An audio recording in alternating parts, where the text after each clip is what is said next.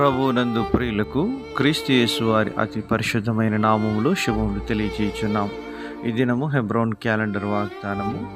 ఆయన నీ మాట వినగానే నీకు ఉత్తరమిచ్చును. యెషయా గ్రంథం 30వ అధ్యాయము 19వ చరణంలో దేవుడు ఈ మాటలు తెలియజేస్తున్నాడు. ప్రియమైనటువంటి దేవుని ప్రజలారా, దేవుని యొక్క పిల్లలు దేవుని యొక్క సన్నిధిలో ప్రార్థన చేసినప్పుడు దేవుడు మన ప్రార్థనలు ఆలకించేదానికి ఆయన చెవియొగ్గి వినే దేవుడుగా ఉంటున్నాడు. విననేరకై ఉండినట్లు నా చెవులు మందము కాలేదని దేవుడు సెలవిస్తున్నాడు. ప్రియమైనటువంటి దేవుని ప్రజలారా, దేవుడు తన ప్రజల ప్రార్థన ఆలకించేవాడుగా ఉంటున్నాడు. యెషయా 65:24 అంటున్నాడు, వారు వేడుకొనక మునిపే నేను వారి మనవి ఆలకింతునని అని మాట్లాడుతున్నాడు. ప్రియమైనటువంటి దేవుని ప్రజలారా, నీ అక్కర అవసరత ఏదైనప్పటికీ దేవుడు దాన్ని ఎరిగినటువంటి వాడుగా ఉంటున్నాడు. అయితే ప్రార్థనలో కృతజ్ఞతాపూర్వకంగా దేవునికి మీ విన్నపాలు తెలియజేసినప్పుడు దేవుడు అడిగిన వాటికంటేను ఊహించిన వాటికంటేను అత్యధికముగా చేసేకమైన దేవుడని నీ జీవితంలో నీవు గుర్తించవలసిన వాడుగా ఉంటున్నావు.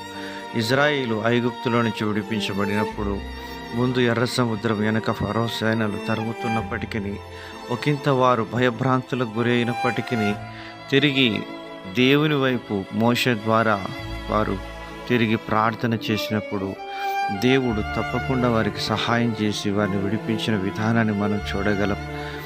కీర్తనల గ్రంథం 50వ అధ్యాయం 15వ వచనంలో అంటున్నాడు, ఆపత్కాలంలో నీవు నన్ను గూర్చి మొరపెట్టుము, నేను నిన్ను విడిపించేదను, నీవు నన్ను మహిమపరచెదవు అని దేవుని వాక్యం సెలవిస్తుంది. ప్రియమైనటువంటి దేవుని ప్రజలారా, నీ జీవితంలో ఎదురయ్యే ప్రతి ఆపద ప్రభు యొక్క ద్వారంలో నిలబడి మనం ప్రార్థించాలని మరి మరొకసారి మనల్ని హెచ్చరిస్తూ ఉంది. దేవుని యొక్క సన్నిధిలో నీవు ప్రార్థించినప్పుడు దేవుడు నీ ప్రార్థనలకు జవాబిచ్చేవాడుగా ఉంటున్నాడు. నీకు వచ్చే ఆపదలు శ్రమలు అన్నీ కూడా ప్రార్థనలోనికి నిన్ను నడిపించేవిగా ఉంటున్నాయనే సత్యాన్ని ఎన్నడూ కూడా మర్చిపోకూడదు.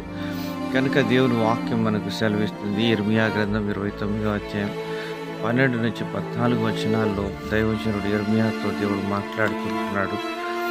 మీరు నాకు మొరపెట్టుదరేని, మీరు నాకు ప్రార్థన చేయించవచ్చురేని, నేను మీ మనవి ఆలకింతును. మీరు నన్ను వెతికిన ఎడల, పూర్ణ మనసుతో నన్ను గూర్చి విచారణ చేయనెడల మీరు నన్ను కనుగొందురు. తప్పిపోయిన కుమారుడు తండ్రి సన్నిధిని వెతికి ఎంతో దూరదేశంలో వచ్చినప్పుడు తండ్రి తనను హక్కున చేర్చుకొని ఆదరించినట్లుగా మనం చూడగలం. అలాగున ప్రభు మనల్ని కూడా ఆదరించునుగాక.